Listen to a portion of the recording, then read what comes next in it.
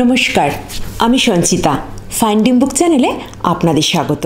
আজকে যে বইটি নিয়ে কথা বলবো সেটা হলো লেখিকা তিলোত্তমা মজুমদারের লেখা প্রেতজনী।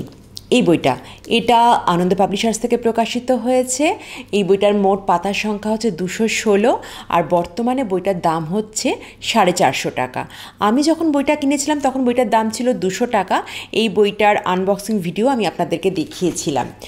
এটা অনেক দিন আগে কেনা বইটা, যদিও আমার এতদিন পড়া হয়ে ওঠেনি, তো আমি রিসেন্টলি বইটা পড়লাম, সেজন্য আজকে এই বইটার সম্বন্ধে আজকে আপনাদেরকে বলবো। এই উপন্যাসটা পুরোটাই হচ্ছে নিপা নামের একটি মেয়ের গল্প। নিপার বাবা অবিনাশ শহরের নামকরা ডাক্তার। তার মা ভীষণ ভালো রান্না করেন, সেজন্য শহরের বিভিন্ন রেস্টুরেন্টের শেফদেরকে তিনি রান্না শেখান। নিপার বড়দি নিতা এবং তার দাদা নির্মল, এরা দুজনেই ডাক্তার, এবং নিপার যে ছোট বোন নীলা, সেও পড়াশোনাতে খুব ভালো এবং ভবিষ্যতে তারও ডাক্তার হবারই ইচ্ছে। আর মা, বাবা, দিদি এরা প্রত্যেকেই সমাজ সেবার সাথে যুক্ত। নিপার মা রেবা, তিনি সব সময় রবীন্দ্রসঙ্গীত শোনেন আর তাতেই তিনি বিভোর হয়ে থাকেন। বাবা মায়ের মধ্যে কোনো রকম ঝগড়াঝাঁটি, কথা কাটাকাটি কোনো দিন তারা দেখেনি। এই রকম এক রুচিশীল সংস্কৃতিবান পরিবারের মেয়ে হলো নিপা। নিপা অত্যন্ত সুন্দরী, 3 বোনের মধ্যে সে সবচেয়ে সুন্দরী, এই জন্য সে মনে মনে বেশ অহংকারীও। তার গানের গলাও বেশ ভালো, কিন্তু পড়াশোনা বা গান করার থেকে তার রূপচর্চার দিকেই মন বেশি। মাত্র 14 বছর বয়সে বাড়ি থেকে পালিয়ে সে তার প্রেমিক মনোজকে বিয়ে করে, কিন্তু বিয়ের রাত্রেই তার মোহভঙ্গ হয়। সে বুঝতে পারে বিয়ের আগে মনোজকে নিয়ে যে স্বপ্ন সে দেখেছিল সেগুলো ছিল শুধুই অলীক কল্পনা। বাস্তব কিন্তু ঠিক তার বিপরীত। মনোজ ছিল খুবই ধনী পরিবারের ছেলে, কাপড়ের ব্যবসা ছিল তাদের। কিন্তু ধনী হলে কি হবে, তাদের পরিবার ছিল অত্যন্ত কুরুচি সম্পন্ন, মধ্যযুগীয় ধ্যান ধারণায় পরিচালিত একটি পরিবার। প্রচুর টাকা থাকা সত্ত্বেও অত্যন্ত নোংরাভাবে তারা থাকে। আর পরিবারের মেয়েদেরকে তো, বিশেষ করে বউদেরকে, মানে দাসীর থেকেও বাজেভাবে ট্রিট করা হয়। কিন্তু এরকম পরিবেশেই থাকতে বাধ্য হয় নিপা। এখানে কখনো সে তার ভাসুরের হাতে লাঞ্ছিত হয়, আর প্রথম দিন থেকেই সে শাশুড়ির কাছে অত্যাচারিত হতে থাকে। ইতিমধ্যে সে একটি পুত্র সন্তানের জন্ম দিয়েছে, মানে মাত্র 14 বছর বয়সেই সে মা হয়েছে। শ্বশুরবাড়ির এইরকম দুর্বিষহ পরিবেশ থেকে একদিন পালিয়ে আসতে বাধ্য হয় নিপা। সে তার 1 মাসের শিশুপুত্রকে নিয়ে ফিরে আসে তার বাপের বাড়ির সুস্থ স্বাভাবিক পরিবেশে। এইখানে যদি গল্পটা শেষ হয়ে যেত, অর্থাৎ লেখিকা যদি এখানে এই উপন্যাসটা শেষ করে দিতেন, তাহলে বলতাম যে এই ধরনের উপন্যাস কিন্তু বেশ কিছু পড়েছি। মানে একটা মেয়ে কম বয়সে কোনো একটা ভুল করে ফেলেছে, পরবর্তীকালে সে তার ভুল শুধরে নিয়ে আবার সুস্থ স্বাভাবিক জীবনযাপন করছে। এই ধরনের বেশ অনেক গল্প উপন্যাস পড়েছি। এই মুহূর্তে তো আমার সুচিত্রা ভট্টাচার্যের লেখা নীলঘূর্ণির কথা মনে পড়ছে, মন্দাক্রান্তা সেনের লেখা ঝাঁপতালের কথা মনে পড়ছে।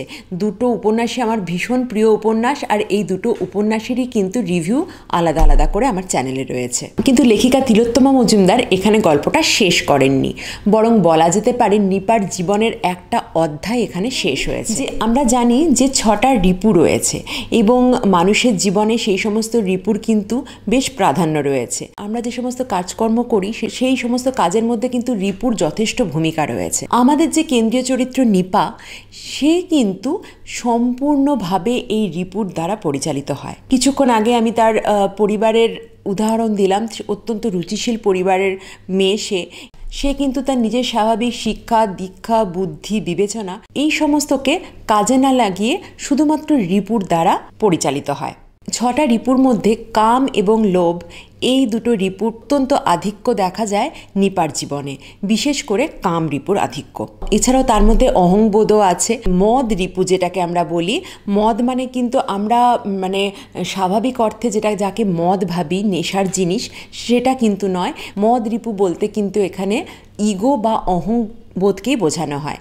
সেই রিপুর প্রাধান্য নিপার জীবনে আছে, কিন্তু বিশেষ করে তার জীবনে কাম রিপুর প্রাধান্য অতিরিক্ত বেশি। তাই সে বারবার বিভিন্ন পুরুষের সাথে সম্পর্কে জড়িয়ে পড়ে। আর দেখা যায় যে এই সমস্ত সম্পর্কগুলোতে তার মনের ভালোবাসার থেকে কিন্তু শারীরিক চাহিদা ছিল অনেক বেশি। তাই মনোজের সাথে বিবাহ বিচ্ছেদের পর সে শেখর নামে একটি ছেলের সাথে সম্পর্কে জড়িয়ে পড়ে, বা বলা ভালো তার সাথে শারীরিক সম্পর্কে জড়িয়ে পড়ে। কিন্তু সেখানে সেরকম সুবিধে না হওয়ায় সে নিরাপত্তাহীনতায় ভুগতে থাকে। তাই সে তার নিজের একটা চিরস্থায়ী নিরাপত্তার জন্য এবং তার সন্তানের পিতৃ পরিচয়ের জন্য এবং সর্বোপরি তার শারীরিক চাহিদা পূরণের জন্য তার থেকে 20 বছরের বড় রঞ্জনকে জোর করে বাধ্য করে তাকে বিয়ে করার জন্য। রঞ্জন ছিলেন একজন মুক্তিযোদ্ধা এবং একজন সমাজসেবী, নিপাদের পারিবারিক বন্ধু ও শুভাকাঙ্ক্ষী। নিপার দিদি নিতার সাথে রঞ্জনের একটা সম্পর্কের সূচনা হয়েছিল, সেই কথাটা কিন্তু নিপা জানতো এবং সেটা জানার পরও কিন্তু নিপা জোর করে রঞ্জনকে বিয়ে করে। রঞ্জন কিন্তু নিপার ছেলেকে তার নিজের ছেলের মতোই ভালোবাসে এবং পরবর্তীকালে নিপা এবং রঞ্জনের একটি মেয়ে হয় নীনা।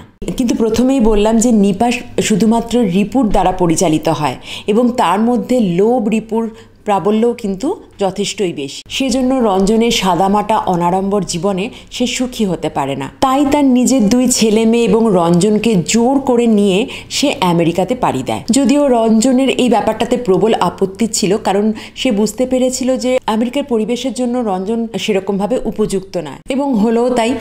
আমেরিকাতে এসে রঞ্জন নিজেকে কোনোভাবেই সেই পরিবেশের সাথে ফিট করতে পারলো না এবং নিপা অত্যন্ত পরিশ্রম করে কষ্ট করে সেখানে জীবনযাপন করতে থাকলো। কিন্তু তাও সে তার স্বপ্নের দেশ আমেরিকা ছেড়ে ফিরে এলো না তার নিজের দেশে। ক্রমে ক্রমে রঞ্জন তার কাছে অসহ্য ঠেকতে লাগলো। একদিন রঞ্জনকে ছেড়ে দিয়ে নিপা তার থেকে বয়সে অনেক ছোট কল্লোল নামে একটি ছেলেকে বিয়ে করে এবং তার সন্তান গর্ভে ধারণ করে। ইতিমধ্যে নিপার মেয়ে নীনার বয়স হয়ে গেছে 14 বছর এবং সেও তার মায়ের মতো উশৃঙ্খল জীবনযাপন শুরু করেছে। আর আমেরিকার পরিবেশে সেটা খুব সহজেই সে করতে পারে।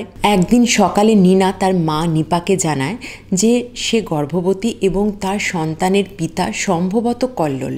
সম্ভবত কথাটার বলার অর্থ এটাই যে নীনা এটাও জানায় যে কল্লোল ছাড়াও তার আরও 3 জন প্রেমিক রয়েছে এবং তাদের প্রত্যেকের সাথেই তার শারীরিক সম্পর্ক রয়েছে। এসব কথা শোনার পর নিপা হতভম্ব হয়ে যায় এবং সে বুঝতে পারে যে তার মেয়ে নীনা তারই প্রতিচ্ছবি হয়ে উঠেছে। নিপা তখন তার পুরনো জীবনে আবার রঞ্জনের কাছে ফিরে যেতে চায়। এই হলো গল্পটা। মানে নিপার জীবনের অস্থিরতা, মানে সে কিছুতেই সন্তুষ্ট নয়। সবসময় তার একটা চাহিদার তার শেষ নেই কিছুতেই। একটা চাহিদা পূরণ হলেই সে অন্য চাহিদার দিকে ছুটে যায়। মানে এই যে অস্থির জীবন নিপার, এই হলো এই মানে উপন্যাসের মূল বিষয়। এই বইটা কিন্তু অনেকের কাছে কিছুটা অশ্লীল মনে হতে পারে, কিন্তু আমার কাছে সেই ব্যাপারটা মনে হয়নি একদমই। তার কারণটা কি বলছি, কারণ আমি প্রথমেই বললাম যে নিপা রিপুর দ্বারা পরিচালিত হয় এবং সেইখানে কাম রিপুর প্রাধান্যই সবচেয়ে বেশি। আর কাম রিপুর বর্ণনা করতে গেলে যৌনতার বর্ণনা দিতেই হবে এবং বইয়ের মধ্যে সেজন্য বেশ কিছু যৌনতার বর্ণনা রয়েছে।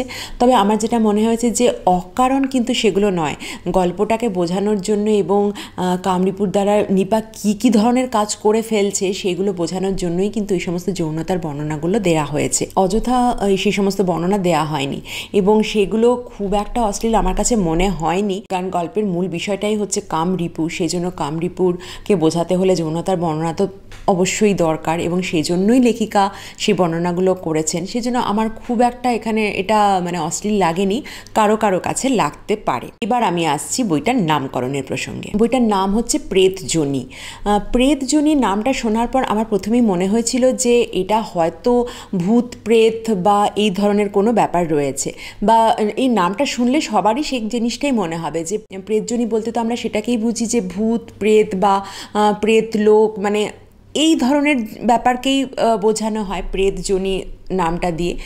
এই ক্ষেত্রে কিন্তু ভূত প্রেতের কোনো ব্যাপার নেই। আমি আরও অনেকের কাছে ব্যাপারটা শুনেছি যে বইটার নাম প্রেতযোনি কেন সেটা তাদের বোধগম্য হয়নি এবং সত্যি কথা বলতে কি আমারও যে খুব একটা বোধগম্য হয়েছে বইটার নাম প্রেতযোনি কেন দিয়েছেন লেখিকা, সেটা আমারও খুব একটা বোধগম্য হয়নি। তাও আমার যেটা মনে হয়েছে আমি সেই ব্যাপারটা আপনাদেরকে বলছি, সেটা হলো যে এই বইটা হচ্ছে পুরোটাই নিপার অতৃপ্ত জীবনের গল্প।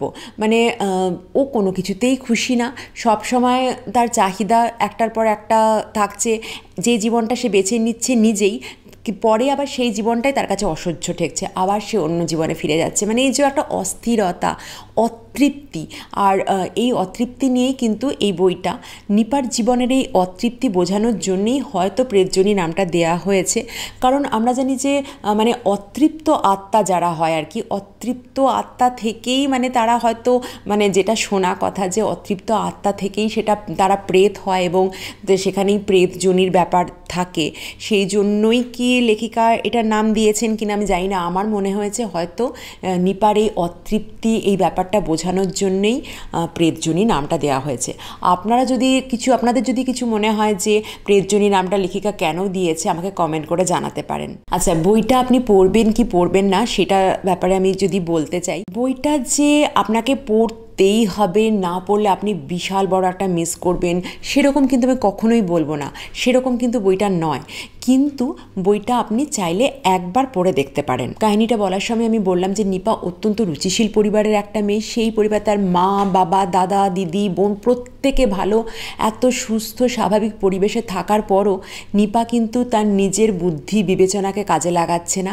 সে শুধুমাত্র রিপুর দ্বারা পরিচালিত হচ্ছে এবং রিপুর দ্বারা পরিচালিত হয়ে তার এইরকম একটা জীবন সে লাভ করছে, এরকম অতৃপ্ত একটা জীবন, যেখানে কোনো সুখ শান্তি নেই। সবসময় সে মানে ছুটে বেড়াচ্ছে, তার কিছু না তার চাহিদা সবসময় থাকছেই।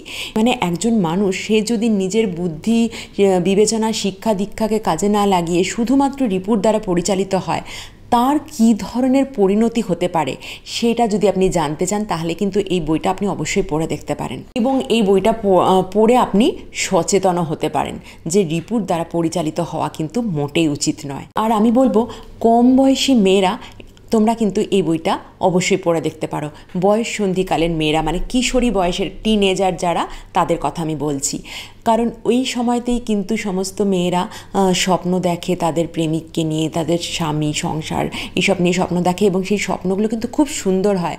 মানে সিনেমাতে আমরা যে সমস্ত দেখি, সিনেমার নায়িকাদের যে জীবন দেখানো হয় যে এত সুন্দর একটা জীবন, সেই রকম ধরনের স্বপ্নগুলোই কিন্তু সবাই দেখে এবং তারাও মনে করে যে তাদের জীবনেও কিন্তু এরকমই কিছু একটা হবে। নিপাও কিন্তু সেরকমই স্বপ্ন দেখেছিল, কিন্তু বাস্তবটা কিন্তু সম্পূর্ণ তার বিপরীত। বাস্তবে কিন্তু এরকম কিছুই হয় না। কি হতে পারে সেটা জানার জন্য কিন্তু এই প্রেতজনী বইটা তোমরা পড়ে দেখতে পারো। তিলোত্তমা মজুমদারের প্রেতজনী এই বইটা পড়ে দেখে তোমরা সচেতন হতে পারো। আর বইটা পড়ে কেমন লাগলো অবশ্যই আমাকে কমেন্ট করে জানাবেন। দেখা হবে অন্য কোনো বইয়ের আলোচনায়। আজ তাহলে আসি, নমস্কার।